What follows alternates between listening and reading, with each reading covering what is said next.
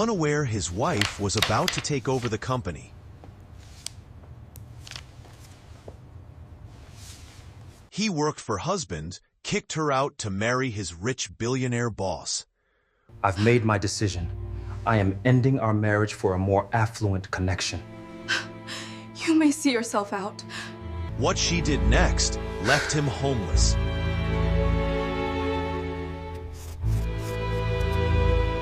He didn't just end the marriage quietly. He dragged his wife's suitcase to the front door of their modest home, threw it down like it was a pile of junk,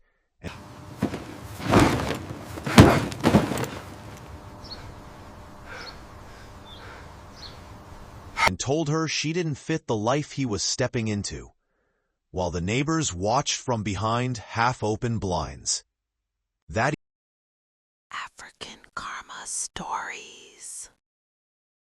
evening, Ava Stone stood frozen in the doorway, her fingers gripping the handle of the suitcase Liam had packed for her. Her husband, Liam, stood in the middle of the living room in a perfectly pressed suit, his eyes colder than she had ever seen them. "Sloane wants me by her side now," he said. "She says I need a partner who matches my future. You don't." Outside, the soft hum of a waiting limo engine filled the quiet street. Two kids on bikes slowed down at the sidewalk. An elderly neighbor pretended to water her plants while staring. Curtains shifted as people peeked out, pretending not to watch a woman being pushed out of her own home. Liam thought he was trading a small life and a quiet wife for power, luxury, and a future built in glass offices and penthouse views with his rich billionaire boss. He thought Ava would disappear into the background, embarrassed and forgotten. What he never knew was this. Just days before he kicked her out, Ava had sat in a private boardroom signing documents that would make her the new head of Rowan Industries, the very company where he worked so hard to impress Sloane.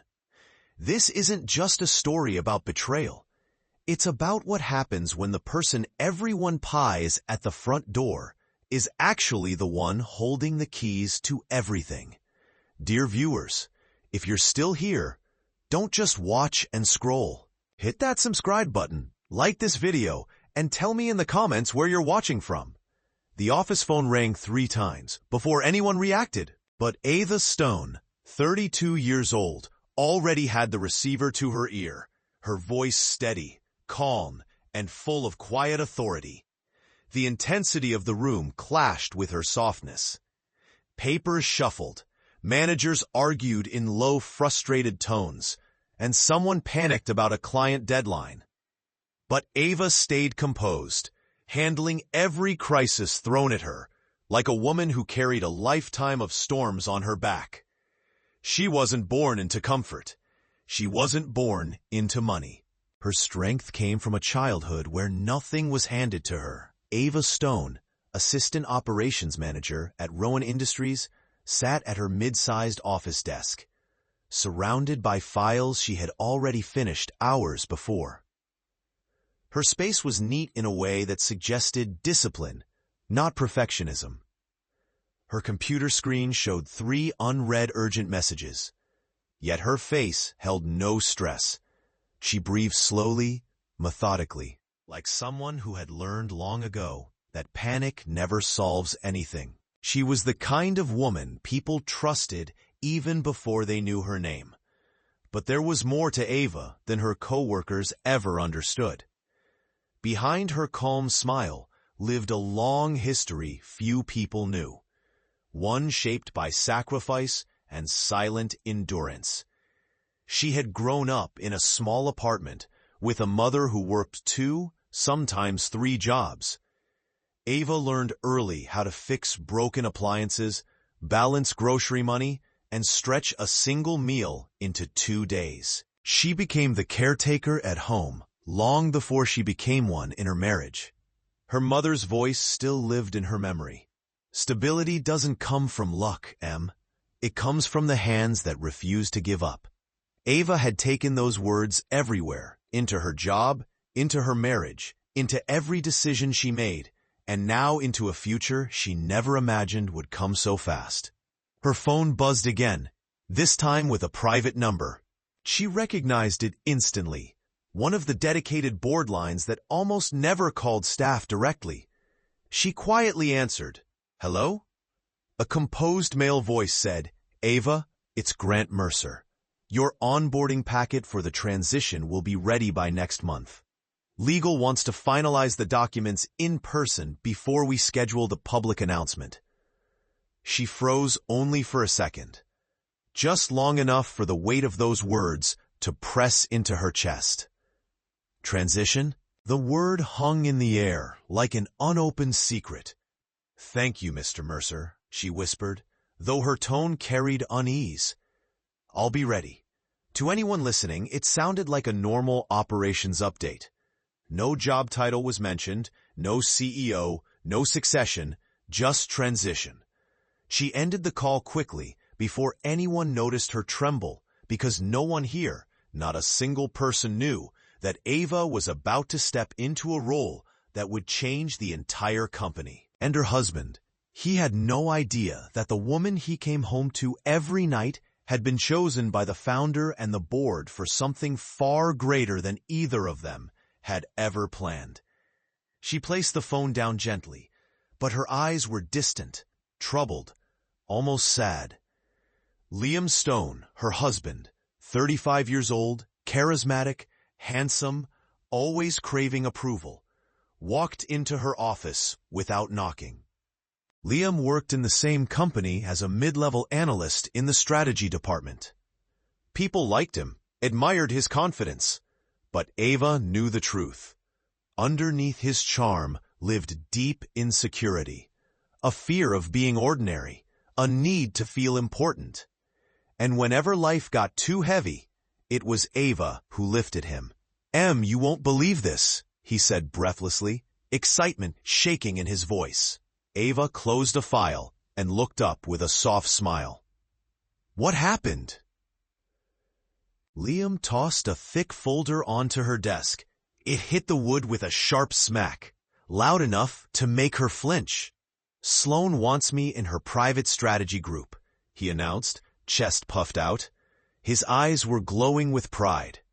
"This could change everything for us."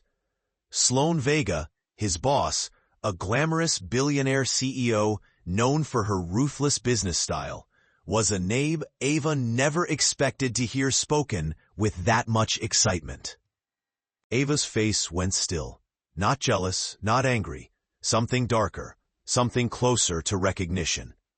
As if a memory long buried had crawled back into the light, a memory of a woman who once told her, "I don't give opportunities, I give tests." Liam didn't catch her reaction. He was too busy glowing in the shadow of another person's power. Ava had met Sloane once before, and she knew the woman never gave opportunities without wanting something in return. As Liam waited for her praise, Ava's eyes drifted toward the door, because what was coming next would tear their world in half. Somewhere down the hallway, the elevator chimed, announcing the arrival of someone Ava hoped she would never cross paths with again. The conference room door burst open with a sharp, startling force. Papers flew, chairs shifted, and voices instantly dropped to silence. Sloane Vega, 45 years old, billionaire CEO of Rowan Industries and Liam's powerful boss, strode into the room like she owned every heartbeat inside it. Her heel struck the floor with fierce confidence. Her presence felt like a storm that demanded attention, respect, and fear all at once. The sudden intensity was enough to make even Liam's breath hitch. About an hour after the elevator chime outside Ava's office, she now stood near the doorway of the main conference room, holding her folders tight, trying to blend into the background. But Sloane's aura soaked into every corner. It was impossible not to feel it. Sloane addressed her team with a voice that was sharp yet hypnotic. "We don't have room for mediocrity today. I expect brilliance, nothing less. She wasn't shouting. She didn't need to. Sloane Vega was the kind of woman whose quiet tone could silence entire rooms. But beneath that polished surface, something darker moved. Something predatory, like a lion watching the herd, deciding which one to pull away. As Liam straightened his tie, trying to look confident, Ava watched Sloane's eyes drift over the team, then land on him. See, a moment too long, and suddenly, the room's tension shifted, bending itself around Liam, like invisible arms pulling him closer. Sloane's lips curved into the smallest smile. "Liam Stone," she said smoothly, "your analysis yesterday was sharp. Impressive work." Liam stood taller, pride rising in him like heat. Ava, standing behind him, felt a coldness instead, because she knew that compliment was not about professionalism, not with the way Sloane's gaze traveled, slow, assessing, intrusive. And Ava recognized that look. She had once been the quiet intern in Sloane's office years ago. She had seen how Sloane picked people apart, how she tested them, shaped them, used them. A memory crashed back so suddenly it felt like she was pulled into it. Ava, then only 22, shy, eager to learn, carefully handed Sloane a stack of reports. Sloane looked her over. Not the papers, her. Then she spoke with a cold, cutting certainty. "Weak men crumble under pressure. Strong women thrive in silence." Ava remembered how those words chilled her, even though she didn't fully understand them back then. But now, watching Liam glow under Sloane's attention, she finally understood. Sloane wasn't just complimenting Liam. She was testing him. She was choosing where to press. The meeting continued, but Ava's mind raced beneath her calm expression. Sloane asked Liam more questions than anyone else. She stood closer to him each time. She praised his every answer, like she was feeding his ego on purpose. Liam's confidence bloomed right before Ava's eyes, and he didn't even notice the trap. But Ava did. Whenever Liam looked unsure, he glanced back at Ava. Habit, comfort, dependence.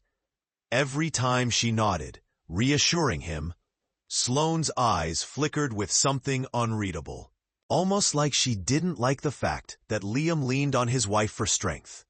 And suddenly, the puzzle pieces began to shift inside Ava's mind. Sloane wanted power. Sloane wanted control. Sloane always tested the limits of those around her. So what did she want from Liam? Ava felt a slow dread crawl through her chest. Later, when the meeting ended, Ava stayed back to gather the leftover papers. She wasn't trying to eavesdrop, but she didn't need to. The conference room had emptied out. Only she and Sloane remained. Sloane stepped into the corner of the room with her phone. Ava froze when she heard the first line. "The succession announcement will blindside all of them." Her breath caught. Succession of who? She dared a tiny step closer, hiding behind a tall cabinet as she stacked files. Sloane's tone dropped lower, sharp and sure. They'll never see it coming. Especially him. Ava felt her pulse spike. Especially him. Who was him? Liam. Another executive. Or someone else entirely. She couldn't move, couldn't breathe. Sloane hung up, her expression unreadable. Then she walked out without looking back. Ava stood alone in that silent room, heart pounding so hard she felt lightheaded, because she knew one thing for certain. Sloane Vega never said anything without meaning all of it, and whatever was coming was going to change everything. Ava looked down and realized her hands were trembling because she suddenly remembered her own confidential phone call from earlier that day. The one about her transition, the one the board wanted Sloane kept outside of. The moment Ava stepped into the small conference room, the tension snapped through the air like a tight wire ready to break. A stack of thick documents lay on the table, stamped with bold red text. Confidential authorization required. The two men already inside turned sharply toward her, their expressions serious, alert, almost urgent. The first man was Grant Mercer, 58 years old, senior board member of Rowan Industries. He was respected, cautious, and known for protecting the company like a father protects a child. The second man, Ethan Cole, 61, was the chief legal officer. He had eyes that missed nothing. Both men stood when Ava entered. Miss Stone Grant said, "We need your signature on several items. Mr. Rowan wants everything finalized before the public update." There it was, that intensity again, that heavy pressure that came with secrets not meant for ordinary ears. Ava sat down slowly, her heart buzzing with a mix of fear and responsibility.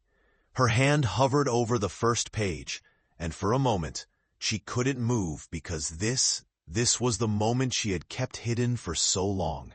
As she picked up the pen, the room's energy shifted. Quiet, heavier, almost sacred. Before this day, Ava had never allowed herself to truly absorb what she was stepping into. She remembered the day Mr. Rowan, the founder of Rowan Industries, first noticed her potential. She had been only 27 back then, still new, still unsure, still believing that success belonged to louder, more confident people. Mr. Rowan, now in his late 60s and retired, saw something different, something deeper. He had called her into his office one morning and said, "Talent can be trained. Integrity can't. You have both, Ava. This company needs someone like you." He became her mentor, not openly. He didn't want jealousy or whispers, but he watched, advised, guided, and shaped her into someone the board could trust. Because of her operations role, he quietly asked her to learn more than her job required. Internal reporting systems, expense trails, performance metrics. Ava became one of the few people in the company who could read the numbers and understand what they really meant. Years later, when his health began to fail, he made a private decision, one only the board and legal team knew. Ava Stone would succeed him, not because of her name, not because of wealth, not because she demanded it, but because she had earned it with every quiet sacrifice, every late night, every problem she solved while others argued. She never bragged about this, not even to Liam, because the board ordered strict confidentiality until the formal announcement. Even the outgoing CEO was no longer involved. Sloane knew a succession was coming. She had been told only that the board would decide, but not who they had chosen. Grant gently pushed the documents closer. "You've worked hard for this, Miss Stone. Don't look so nervous." Ava swallowed. "I'm not nervous, just overwhelmed." Ethan folded his hands. "Mr. Rowan trusted you. We trust you. That's why this transition is yours." Transition, the same word she had heard earlier on the phone. She signed the first paper, the second, the third. Every signature pulled her further into a future she had never expected. But the rising tension inside her wasn't from fear. It was from Liam, her husband, who had no idea he was married to the woman chosen to lead the company he worked for. And Sloane, his influential boss, had no idea either. Ava looked up. This is dangerous timing. Sloane is getting closer to Liam. I can see it. Grant exchanged a glance with Ethan. "Which is why," he said slowly, "you must keep this confidential until the announcement. Not even employees should know. Understand?" Ava nodded, though a knot formed in her chest. "Not even Liam," Ethan added firmly. "If anything happens around him or Sloane, your position must stay separate from it, for your protection and the company's." It wasn't an order meant to hurt her. It was protection. The very foundation of Ava and Liam's marriage suddenly felt fragile. She finished the last signature and placed the pen down. Her hand shook slightly, betraying her calm exterior. Grant opened a leather folder. This contains your preliminary CEO transition briefing. You may review it at home through your secure portal. But remember, your access logs will be monitored. Use it carefully. Ava nodded, trying to steady her breathing. It explained why she had been given extra access to company systems lately. Expense reports, performance dashboards, deeper data than most managers ever saw. Her phone vibrated loudly on the table. She reached for it, expecting a message from her friend, or maybe a reminder. But when she saw the sender's name, her entire world tilted. Liam. The message preview glowed on the screen. Sloane invited me to her penthouse tonight. She says it's urgent. Says it could fast-track my future. Ava's blood went cold. Her fingers tightened around the phone. Sloane, penthouse. Urgent. Nothing about that combination felt innocent. She felt something inside her, something she had never felt before. Twist into fear and warning. Ethan noticed the change in her expression. Everything all right? Ava tried to speak, but the words stuck in her throat because deep inside, she already knew. This was not work-related. This was not harmless. This was not something she could ignore. The cliffhanger struck like thunder. Sloane had made her first move, and Ava, now holding the documents that would change her life forever, knew the next move would be hers. Grant's voice drifted softly as she walked out. Be careful, Ava. Sloane doesn't like losing control. Liam barely had time to steady his breath before the elevator door slid open with a sharp, metallic hiss. The intensity hit him immediately. Sloane Vega's penthouse was nothing like the office where he worked. It was a world built from cold money and dangerous temptation.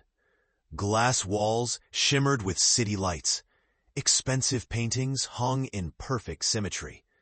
Every object felt chosen, not just bought. Sloane, 45 years old, billionaire CEO, Liam's boss, and the most commanding woman he had ever met, stood near a marble bar, pouring whiskey into 2 crystal glasses. She didn't turn when he entered. She didn't need to. Her presence was magnetic enough that Liam felt pulled toward her without a word. Liam, she said in a low, velvet voice, you're right on time. Her tone made his heart beat faster. He stepped inside, the door silently closing behind him, like a trap sealing shut. His throat tightened with something he refused to call fear.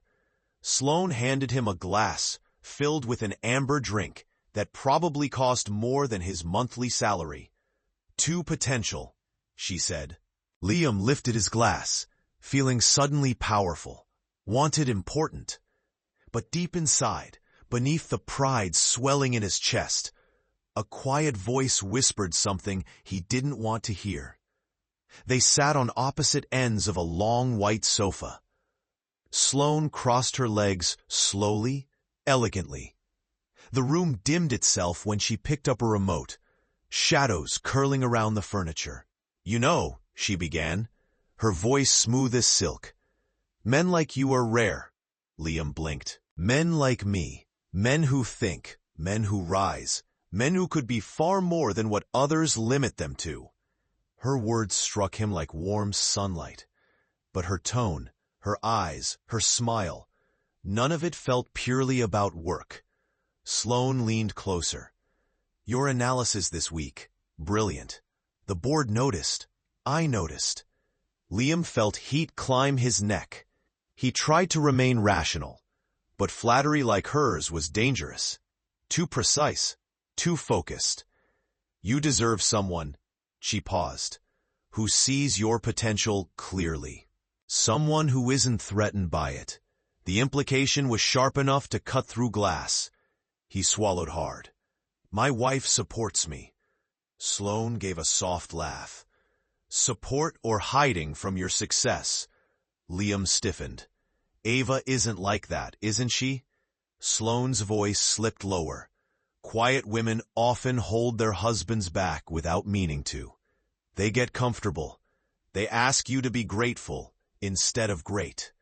Her words dug into the small insecurities Liam carried. Insecurities Ava always soothed. But tonight, under Sloane's careful poison, they twisted differently. He tried to ignore the discomfort creeping into his chest, but Sloane knew how to navigate weak points the way a surgeon navigates veins.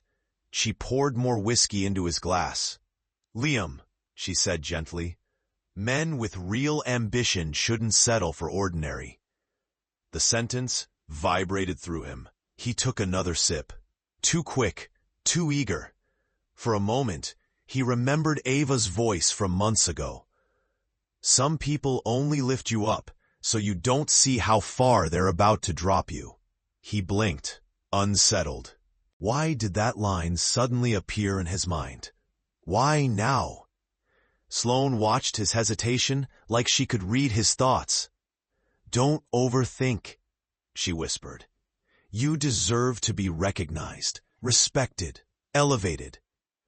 Her words stroked the desire he rarely admitted. The desire to be somebody important, somebody admired. Ava's support always felt warm. Sloane's felt electrifying, and that was the problem. Sloane shifted closer, the distance between them shrinking, until Liam could smell her expensive perfume. Strong, intentional, controlling. I choose my team carefully, she murmured. I choose people with passion, loyalty, ambition. The lighting reflected in her eyes, making them look almost golden. Liam felt frozen and drawn forward. At the same time, Sloane moved her hand slowly, deliberately, placing it gently on his knee. His breath stopped. A man like you, she whispered, deserves a woman who matches your ambition. Her fingers curled slightly. Liam didn't pull away. Not because he agreed, not because he wanted to betray Ava, but because the praise felt intoxicating, like he was finally being seen, noticed, valued at a level he'd never reached before. His silence was not a yes, but it wasn't a no, and Sloane always moved in the space between those two. Liam's heart pounded loud enough to drown out reason itself. Sloane leaned even closer, her breath warm against his ear. I can take you far, Liam, she whispered, much farther than she ever could. The words left him stunned. Outside the glass walls, thunder cracked. Not in the sky, but in Liam's chest. For the first time, he wondered what farther truly meant and what it would cost. Sloane reached across the table and slid a sleek, black folder toward him. Come tomorrow, she said softly. I have something to show you. We can also discuss you staying in the guest suite here for a while. It fits the image we're building. Liam stared at the closed folder, unaware that opening it and accepting that offer would open the door to a betrayal he could never undo. The front door slammed against the wall so hard that one of the frames beside it tilted. The sound echoed down the quiet street outside. A few seconds later, the door jerked open again, this time not from wind, but from force. Liam Stone dragged a packed suitcase across the floor and shoved it toward the doorway, the wheels scraping loudly against the wood. Anyone walking past the house could have heard it. Inside, the air was tight with tension. Ava stepped in from the hallway, eyes widening when she saw her luggage near the door. Her suitcase already zipped, already full, already waiting. Her heart dropped. Liam, what is this? She asked, voice soft but trembling. He stood in the middle of the living room, wearing the suit he usually saved for big presentations. His tie was perfect, his hair was neat, but his eyes, His eyes were cold. "I'm done, Ava," he said flatly. "I'm moving on to better things." The words cut through the room like a knife. Ava swallowed hard. Better things. What does that even mean? Liam lifted his chin. "Sloane says I need to build a different image, a stronger one. She says having a wife who doesn't match my future isn't helping. She's offered me the guest suite in her penthouse for now. She wants me close to the center of things." He didn't blink. He didn't flinch. He just stood there, as if the woman who carried him through hard years had suddenly become a problem to solve. Outside the front window, a shadow moved. Mrs. Patel, their elderly neighbor, paused with her hand on the mailbox, pretending to check letters she'd already collected. Two teenagers walked past, whispering and glancing at the house. A curtain across the street twitched as someone pulled it back an inch. People were watching, even if they pretended not to. Ava stared at the suitcase, then at him. This was the same man who once cried in her arms about his unstable childhood, about nights when he didn't know where he would sleep. The same man who had told her years ago, "I just want someone who won't leave when things get hard." And now he was the one forcing someone out. She took a slow breath. "Liam, I've stood by you through job rejections, debt, long nights, and stress. How am I holding you back?" Liam looked away, jaw clenching. "You don't understand ambition. Sloane does. She sees what I can become. She says I look ridiculous coming from this neighborhood, when I'm about to rise. Sloane is your boss," Ava said quietly. So he snapped. "She's powerful. She believes in me. She says I shouldn't live in a place like this when I could be in something bigger." He gestured around the small but clean living room as if it offended him. Ava's chest ached. Not because of the house, because of what he had become. "You're throwing away a marriage," she whispered, "because your boss told you this home and I aren't good enough." He didn't answer. He didn't have to. The silence was the answer. Ava reached for the suitcase handle. Her fingers shook, but she lifted it. As she pulled the suitcase outside, the cool evening air hit her face. The street was too quiet, too aware. Mrs. Patel pretended to look at her flowers. The teen stopped pretending and openly stared now. A man walking his dog slowed down, eyes moving from Ava's suitcase to the limo parked at the curb. The sleek black limo, the one Sloane had sent. Ava heard the engine running low and smooth. She didn't have to ask who it was for. Behind her, Liam stepped onto the porch, adjusting his cufflinks like he was heading to an award ceremony. "Where am I supposed to go?" Ava asked, not accusing, just asking. "You'll manage," he said. "You're strong. You always figure things out." She let out a soft, broken laugh. "Just not strong enough to stand beside you in your new life, right?" He gave no answer. A driver in a black suit stepped out from the front seat of the limo and opened the rear door. Ava could see the leather interior, the soft glow of lights, the world Liam wanted so badly to enter. "Liam," she said quietly, "do you really think she cares about you the way I did?" He stiffened.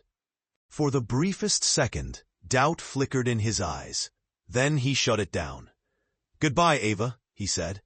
He walked past her, down the steps, and into the limo right in front of the watching neighbors who pretended to look away and failed. He didn't look back, not once. The door closed with a low final thud. The limo pulled away, leaving Ava standing on the step with her suitcase and a street full of silent witnesses. Mrs. Patel finally spoke, voice gentle. "Do you need somewhere to stay tonight, dear?" Ava turned, eyes glassy but calm. "Thank you. I'll be fine." As she walked down the sidewalk, with her suitcase rolling behind her, Her phone buzzed in her hand. It was a new email from Grant. She opened it. Board vote confirmed. Your CEO succession announcement is approved. Communications will request your final sign-off on the press release tomorrow. Ava stopped walking. Her tears stopped too. She lifted her head slowly, the weight of humiliation still heavy, but something stronger rising underneath. The neighbors would remember her as the woman who got kicked out. They had no idea she was about to become the woman who owned the world he was chasing, and neither did Liam. Ava whispered to herself, one day he's going to walk into a room and see exactly who he threw away.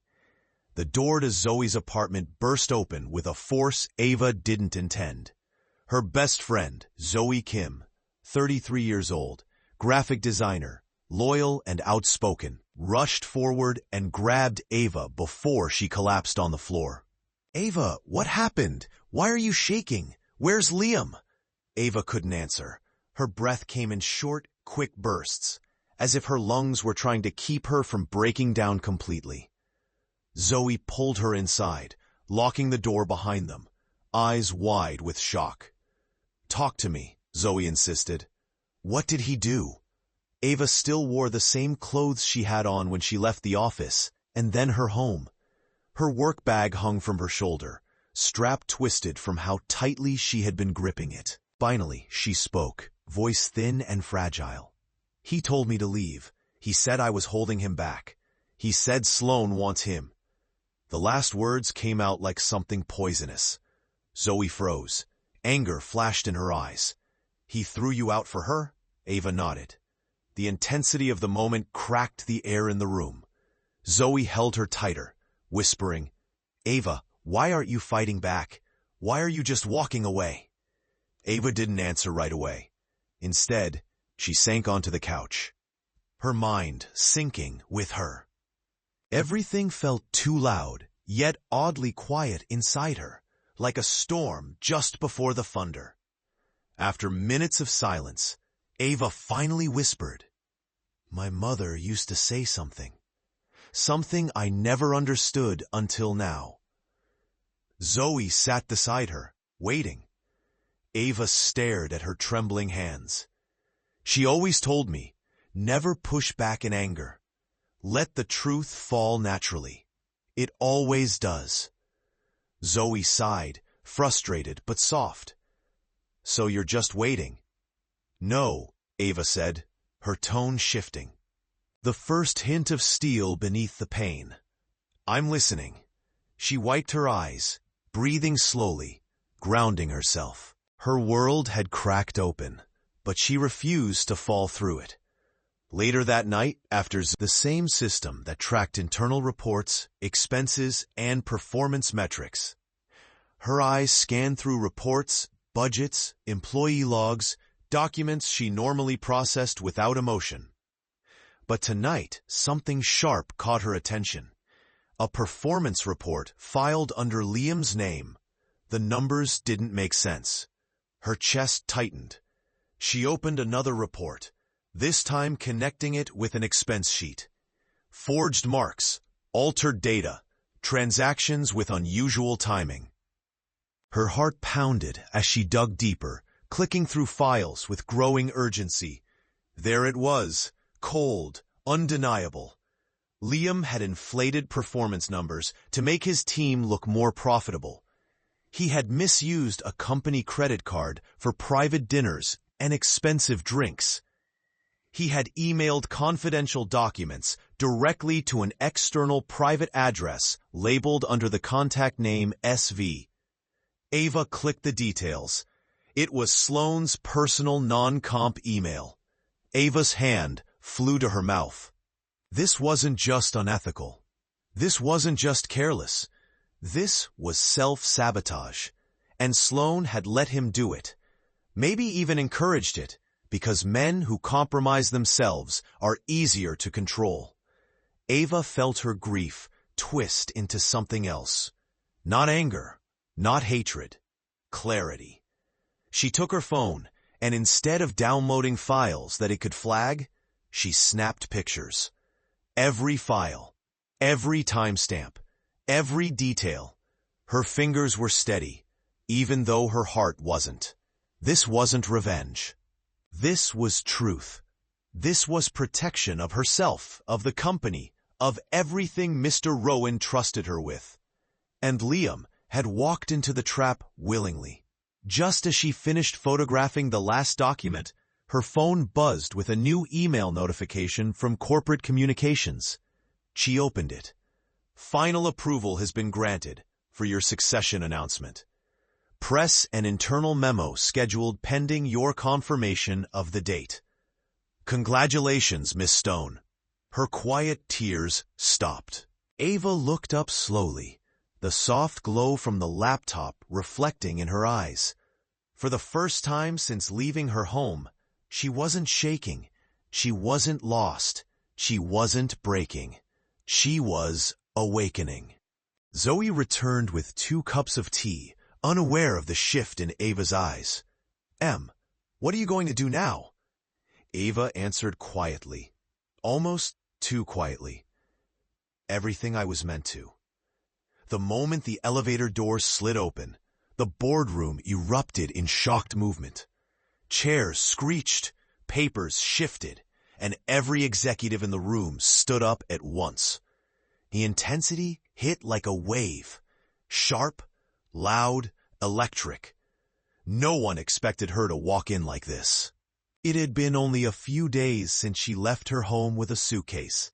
Now, Ava stepped inside with a calmness that felt colder than ice. Her hair was neatly pinned back. Her suit was sharp, clean, powerful. Her expression held no trace of the woman who had cried on a friend's couch. This was Ava Rowan Stone, the woman the founder had personally chosen. Grant Mercer, senior board member, cleared his throat and stepped forward. Ladies and gentlemen, please take your seats. Our new CEO has arrived. A stunned silence swept through the room, because until this moment, no one, not even middle management, knew who the next CEO would be. Certainly not Liam. Certainly not Sloane. Ava walked to the head of the table, her heels tapping against the marble floor with steady rhythm. Every eye followed her, shock, awe, confusion, respect. The room seemed to shrink around her. Grant continued, voice firm and proud. Effective immediately. Ava Stone will take over leadership of Rowan Industries. Following the succession plan approved by the board and our founder, Mr. Rowan, some executives gasped, some whispered, some clapped softly, uncertain but respectful. Ava gave a single nod. As the emotion in the room settled, Ava let her eyes sweep across the table. She saw faces she'd worked with for years. People who thought she was just another calm administrative presence. People who had no idea she'd been preparing for this silently, consistently, with the founder's full backing. She remembered Sloane's voice from days earlier. The succession announcement will blindside them. At the time, Ava had believed Sloane was talking about Liam, or maybe some other executive she planned to manipulate. But now she understood the truth. Sloane had no idea who the chosen successor was. No idea she'd been playing chess with the wrong opponent. No idea the quiet woman she dismissed was the one stepping into the role she wanted to control. Liam thought he traded up, but he had traded everything away. Grant motioned for her to speak. Ava placed her hands lightly on the table, her voice steady yet commanding. I want to thank the board for their trust, she began. This company deserves leadership built on integrity, not ambition alone. Several executives exchanged glances. They didn't miss the message hidden in her words. I will be reviewing all recent department actions, Ava continued, particularly in strategy and finance, to ensure every decision reflects our core values. This is standard during any leadership transition, and I expect everyone's cooperation. Her tone never rose. It didn't need to. Her power was in her calmness. Across the room, the HR director, Maya Brooks, 49 years old, professional and organized, stood taking quiet notes.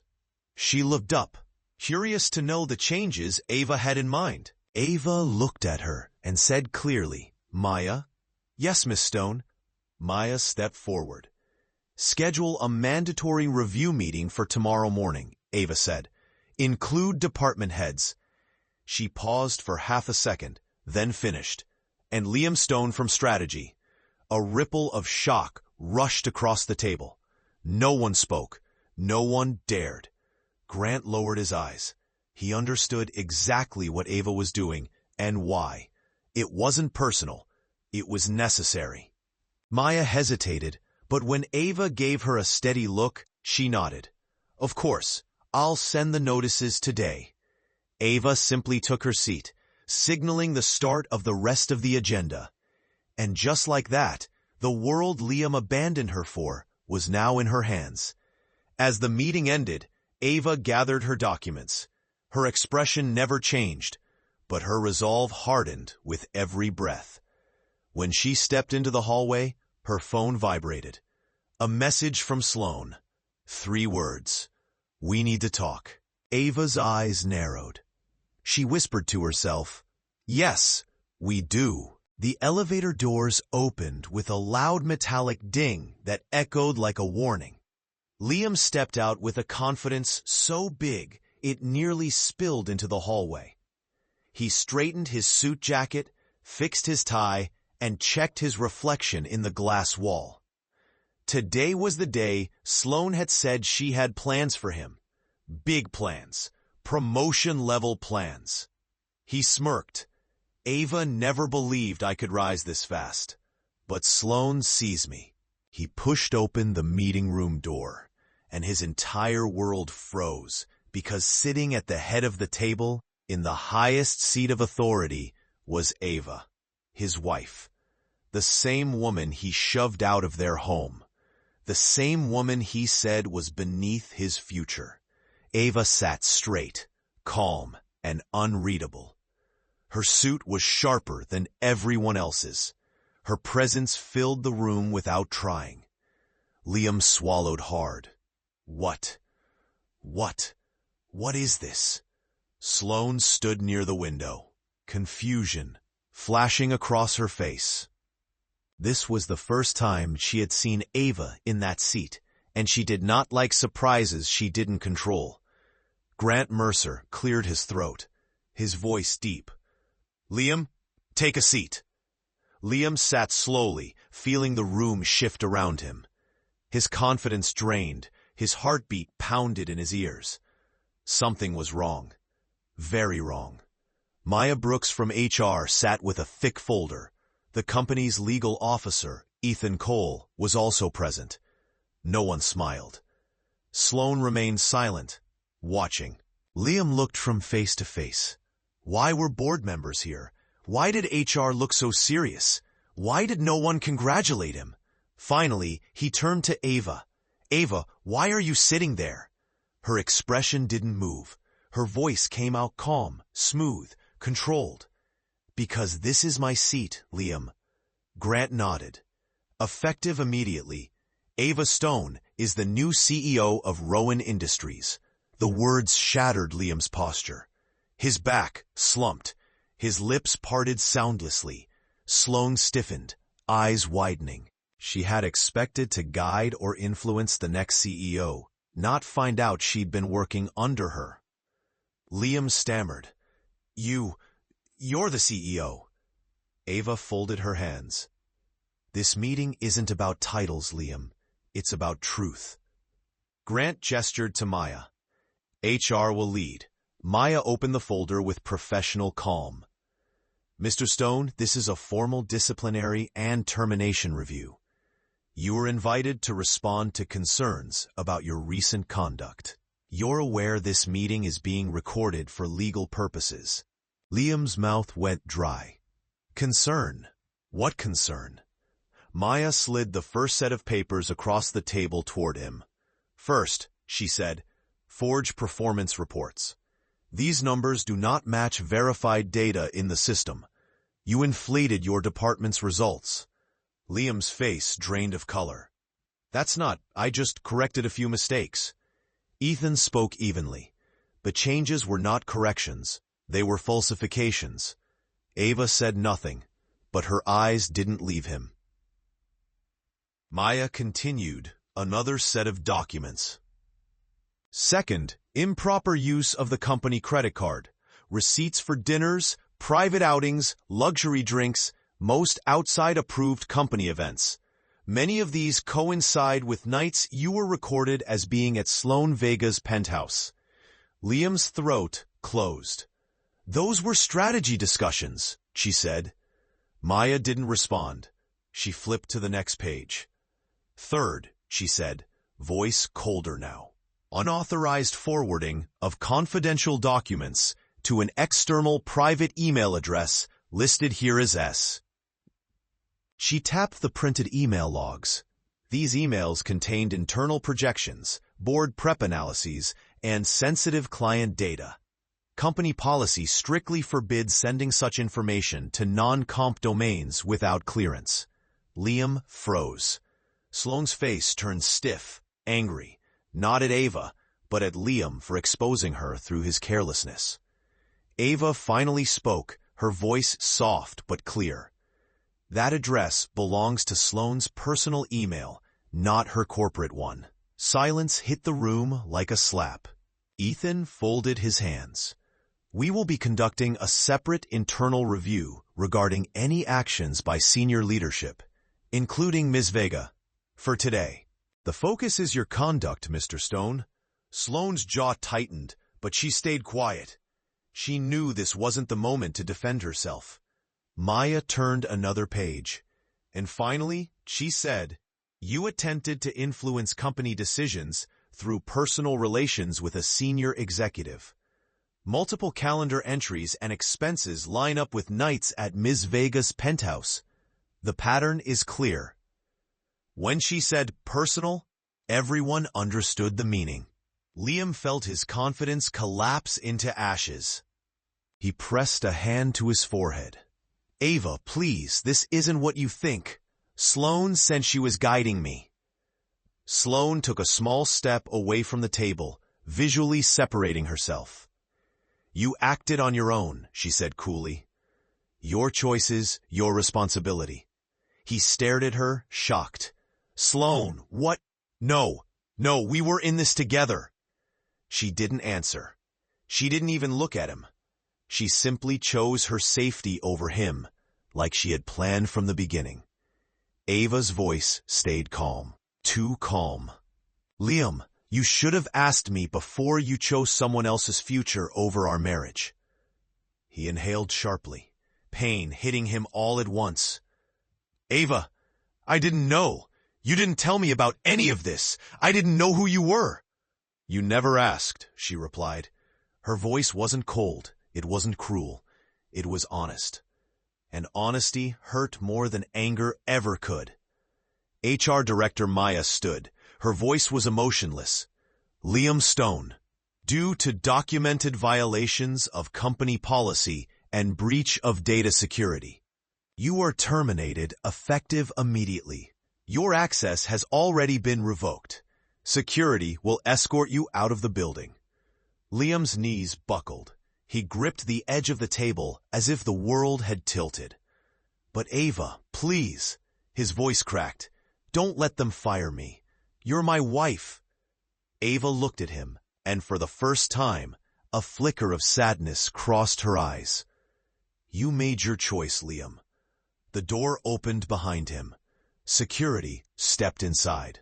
Sloane turned away completely, staring out the window as if he already didn't exist.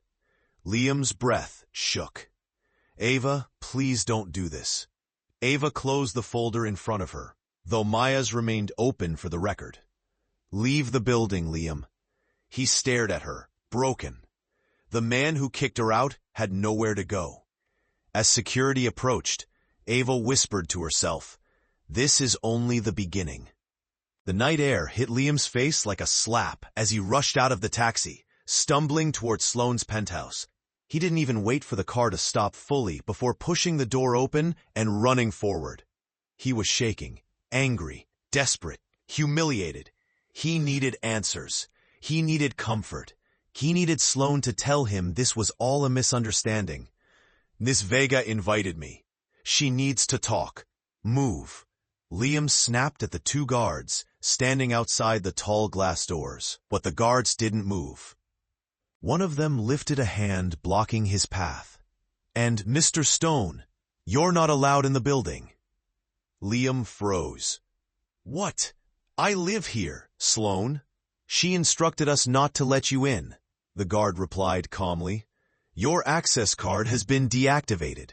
The words hit him like a punch to the ribs. Deactivated, cut off, erased. He tried to laugh. "That's impossible. She wouldn't." But the guard pressed a button.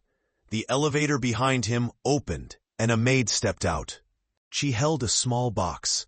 The box Liam kept his things in. A watch, a few clothes, a spare phone charger. She set it down gently in front of him. "M. Vega said you should collect your belonging," the guard added. The world spun.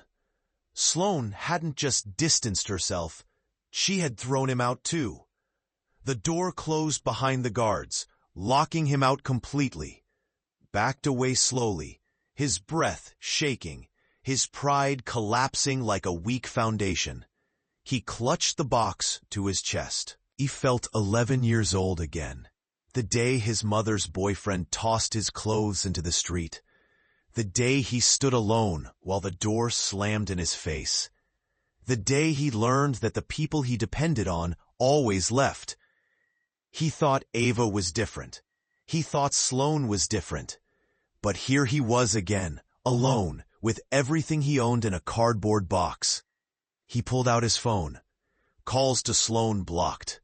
Calls to Ava declined. Calls to anyone at work. No answer. His heart pounded, wild and desperate. By the next afternoon, his panic had turned into frantic action. He stormed toward the parking garage where he kept the car he had proudly financed months earlier, eager to at least drive away from this mess. When he approached his car, he froze again. Two men in uniform stood by his vehicle, attaching clamps and scanning tags. "Hey, that's my car," Liam shouted. One man checked his tablet. "Repossession order. 3 missed payments, Mr. Stone." Liam's jaw dropped. "Missed? What?" "No, I have money." He opened his banking app quickly. The screen loaded. Then his stomach twisted. Account restricted. Temporary hold due to pending legal action. He tapped for details. A small note appeared. Court-ordered protective hold, requested by legal counsel during asset review. Ava's lawyer. Her new reality as CEO meant their finances were under legal review. It wasn't spite, it was procedure. But to him, it felt like betrayal. His car was lifted onto the tow truck. The driver smirked at him. Rough, weak man. Liam felt the humiliation burn under his skin. He ran through every contact in his phone. Every old coworker, every recruiter, every friend he once bragged to. No one called back. One old colleague finally responded with a text. "I heard what happened. Termination plus HR investigation, plus rumors about you and Sloane. No company is touching you right now. Sorry, man." Liam stared at the message for a long time. This is what he had become in their eyes. Someone who used his boss, someone who sold himself for power, a risk. His reputation was gone, his future was gone, his marriage was gone, his boss was gone. He dropped into a bus stop, seat shaking. Later, with a few crumpled bills still in his pocket, he bought a small bottle of cheap liquor from the store near the bus stop. Hands trembling, he took a long drink, the burn grounding him, but also pulling him deeper into panic. He remembered how his mother used to leave him alone for hours, how he would drink tap water and pretend it tasted like something sweet, something comforting. He remembered promising himself he would never be weak again. But now he couldn't even keep a place to sleep. He needed Ava. He needed someone to save him. He called her again. No answer. He called again. Straight to voicemail.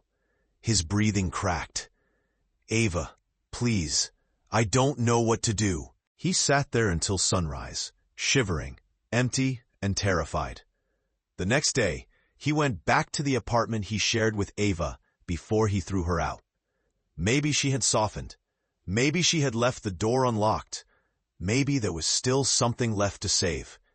But when he reached the door, he froze. A new lock. A notice taped to the door. Access revoked. Occupant removed from lease agreement. And in the hallway, a sad, lonely pile of bags. His bags, his clothes, his shoes, his documents, left by the wall like abandoned leftovers. The landlord stood by the door with crossed arms. The apartment was always in her name only. She showed us the court paperwork and the HR letters. "You can't stay here anymore." Liam picked up a bag, hands trembling. His voice cracked. "Where am I supposed to go?" "That's not my problem," the landlord replied. The door shut. Liam dropped to his knees on the cold ground. His world had collapsed one brick at a time. As he sat there shaking, a cold wind brushed across his neck. Somewhere deep inside him, a dangerous thought whispered, "Ava did this." He didn't know it yet, but he was about to make the biggest mistake of all. Months later, the courtroom door burst open with a force that startled everyone sitting inside. The bailiff stepped forward, trying to calm the sudden rush of footsteps. Liam stumbled in, hair messy, suit wrinkled, face unshaven, eyes red from sleepless nights. His breathing was uneven, almost panicked. Everyone turned, but Ava didn't. She sat quietly at the petitioner's table, posture straight, hands folded neatly, eyes calm. She looked like the embodiment of peace, controlled, steady, resolute, the complete opposite of the man who once claimed she held him back. The intensity in the room was sharp like glass under pressure. The judge glanced at Liam's state inside. "Mr. Stone, please take your seat." Liam sank down, ashamed, his shoulders hunched. The man who once walked with arrogance now looked like he had aged 10 years. Ava kept her eyes on the table, not in cruelty, but in closure. As the judge began reviewing the documents, Liam's gaze never left Ava. He remembered the night he forced her out, the way she walked away with quiet dignity, the way he didn't even look back as Sloane's limo door closed. Now it was him being thrown out of everywhere. Now it was him nobody looked back for. Now it was him sitting on the edge of losing everything. His voice cracked softly. "Ava, please, can we talk before this starts?" Ava didn't turn her head. Her voice was composed. "We've already said everything we needed to, Liam." "But I didn't know," he whispered. "I didn't know who you were. I didn't know you were becoming the CEO. I would have stayed." Ava closed her eyes for a small second. More tired than angry. "That," she said gently, "is exactly why I had to leave the marriage. You stayed for status, not love." His heart dropped into his stomach. The judge adjusted their glasses. "We have reached the final review of the settlement." Ava nodded politely. Liam swallowed hard. "Mrs. Stone," the judge continued, "you are granted the majority of the marital assets due to contributing more than 80% of the household income, demonstrating financial stability, and providing supporting documentation of your role in the company." Liam looked down. Every number, every document, every timeline, it all proved he gave more excuses than effort. Furthermore, The judge added, "Given the internal investigation and termination of Mr. Stone from Rowan Industries, you are legally protected from Liam Stone's debts or financial liabilities, including any pending actions connected to his misuse of company resources." Liam clenched his fists. Sloane had left him with more debt than pride. The judge signed the final document. "This marriage is officially dissolved." The sound of the stamp echoed like a gunshot through Liam's chest. Liam pushed up from his chair. Suddenly, voice trembling, "Ava, please, I have nothing left." His voice broke. "Please don't leave me like this. Please, I don't have anyone." For the first time, Ava looked at him and the courtroom went so quiet it felt like time paused. Her eyes weren't angry. They weren't cold. They were sad. Sad for who he could have been. Sad for who he chose to become. Sad for how easily he traded everything away. She walked toward him slowly, heels clicking softly, almost like a whisper. "Liam," she said quietly, "you had everything when you had me." His face twisted in pain. "I never wanted to see you hurt," she added. "But you made choices, and now you're living inside them." She stepped back, and with that, everything ended. Ava walked out of the courtroom into bright daylight. Reporters, executives, and employees waiting outside parted respectfully as she walked toward the company car. She stepped inside and was driven to Rowan Industries. The moment she entered the building, employees rose to their feet, not out of fear, out of respect. She walked to her new office, the CEO suite, and took her seat at the desk that once belonged to Mr. Rowan. The sunlight behind her made her look like someone who had fought quietly and won loudly. Meanwhile, Liam sat on a bench outside the courthouse, head in his hands, staring at nothing. Just a suitcase, just silence, just the weight of every mistake he ever made. The wind blew lightly, lifting a strand of his hair. He chased power and lost everything. She stayed quiet and rose above them all. Ava's assistant knocked gently on the CEO office door. "There's someone here to see you, Miss Stone." Ava looked up quietly. "Send them in." The next chapter of her life was ready to begin. I hope you enjoyed watching it as much as I enjoyed creating it. Like, share, and comment on the lessons you've learned. Let me know where you're watching from in the comments below. See you in my next video.